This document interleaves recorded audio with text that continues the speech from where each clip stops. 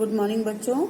आज आपको पढ़ा रहे हैं पाठ 4 विदाई संभाषण, जो बाल मुकुंद गुप्त द्वारा लिखा गया है।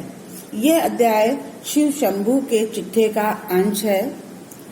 ये कर्जन के शासन काल में विकास के बारे में बताया गया है कि ये वायसराय कर्जन जो 1899 से 1904 और 1904 से 1905 तक 2 बार वायसराय रहे, लेकिन उन्होंने इन सालों में भारतीयों की जो स्थिति रही उसका यहाँ पर वर्णन किया गया है कि कर्जन के शासनकाल में विकास के बहुत कार्य हुए, नए नए आयोग बनाए गए, किंतु उन सबका उद्देश्य शासन में गोरों का वर्चस्व स्थापित करना तथा इस देश के संसाधनों का अंग्रेजों के हित में सर्वोत्तम उपयोग करना था। कर्जन ने हर स्तर पर अंग्रेजी का वर्चस्व स्थापित करने की चेष्टा की। वे सरकारी निरंकुशता के पक्षधर थे, लिहाजा प्रेस की स्वतंत्रता पर उन्होंने प्रतिबंध लगा दिया।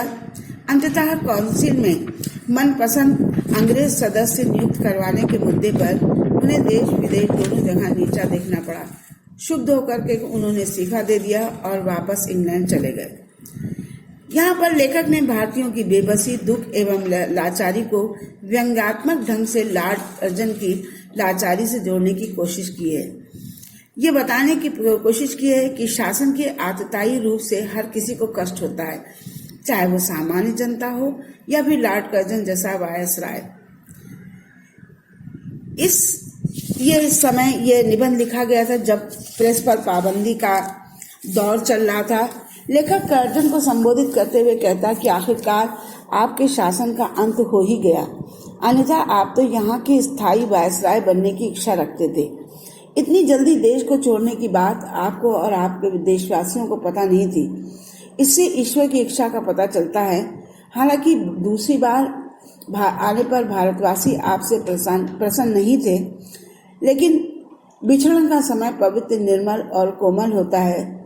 ये करुणा पैदा करने वाला होता है और भारत में तो पशु पक्षी भी ऐसे समय उदास हो जाते हैं, जिसके लिए उन्होंने शिव शंभू की 2 गायों का उदाहरण दिया है।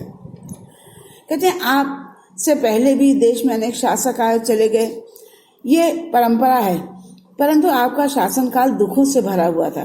कर्जन ने सारा राजकाज सुखांत समझकर किया था, किंतु उसका अंत दुख में हुआ। वास्तव में कहते हैं ईश्वर की लीला का किसी को कुछ पता नहीं चलता।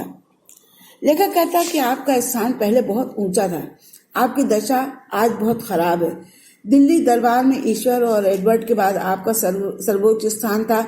हर तरह से आपको, आपके परिवार को जो है सबसे आगे रखा जाता था, परंतु काउंसिल में गैर कानूनी पास करके और कन्वोकेशन में अनुचित भाषण देकर अपनी धीरता का दीवारा निकाल दिया। आपके इस्तीफे की धमकी को भी स्वीकार कर लिया गया। आपके इशारों पर राजा महाराजा अफसर नाचते थे, परंतु इस इशारे में देश की शिक्षा और स्वाधीनता समाप्त हो गई। आपने देश में बंगाल का विभाजन किया, परंतु आप अपनी मर्जी से एक फौजी की इच्छित पद पर नहीं बिठा सके, अतः आपको इस्तीफा देना पड़ा। लेखक का कहना यह है कि आप बहुत ऊंचे उठ करके नीचे गिरे हैं। आपने कभी अपने हित के बारे में नहीं सोचा।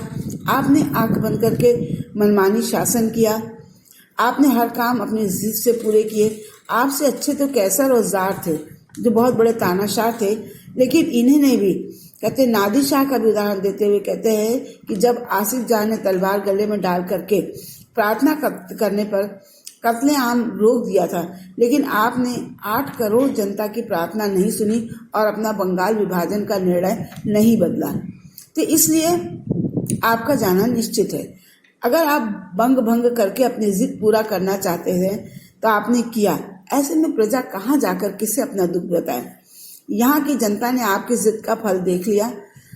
आपने जनता को दुखी किया, साथ ही आपको इसके कारण पद छोड़ना पड़ा। भारत की जनता दुख हो और कष्टों की अपेक्षा परिणाम का अधिक ध्यान रखती है। उन्हें भगवान पर विश्वास है। कर्जन अनपढ़ प्रजा का एकाध बार नाम लेते थे।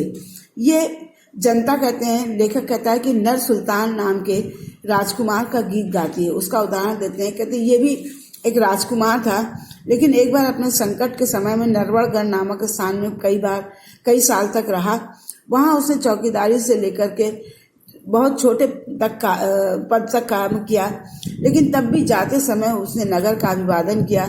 वहाँ की जनता भूमि का एहसान नहीं कहा कि नहीं चुका सकता, और अगर मेरी सेवा में कोई भूल हो गई हो तो मुझे माफ़ करें। और वहाँ के लोगों को जो है आशीर्वाद दे के आया।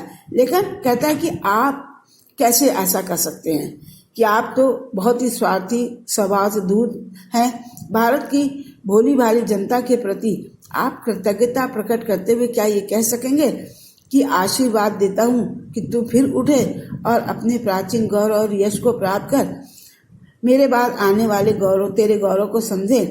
आपकी इस बात पर देश शायद आपके पिछले कार्यों को भूल सकता, लेकिन आप में इतनी उदारता कहाँ है। ये है पाठ का सारांश।